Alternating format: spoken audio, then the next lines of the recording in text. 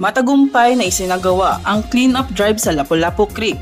Ang kaganapan na ito ay pinangunahan ni Honorable Benjamin Ben-Hur C. Abalos Jr., kalihim ng Department of Interior and Local Government o DILG na kinatawan ni Yusek Felicito Valmosina at sa pakikipagtulungan ng Northern Police District ay nanguna sa isang matagumpay na clean-up drive na matatagpuan sa Lapu-Lapu Avenue Extension Corner Dagat-Dagatan Avenue. Umalo din sa clean-up drive sina Police Colonel Romy Palge, Chief Regional Community Affairs Development Division ng NCRPO, Police Colonel Edilberto P. Pitaliano, Chief District Directorial Staff ng NPD, Police Colonel Ruben B. Lacuesta, Chief of Police ng Caloocan City. Ang pinagsamang pagsisikap ng Department of Interior and Local Government at ng Northern Police District ay nagpapakita ng pangako sa pangangalaga sa kapaligiran at kapakanan ng komunidad.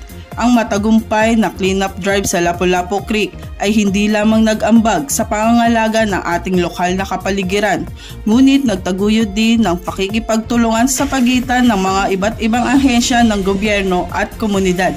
Mula rito sa Northern Police District, ako po ang inyong PNN correspondent, Patrolwoman Blazelan Esperanza, alagad ng batas, taga-taguyod ng Balitang Pulis.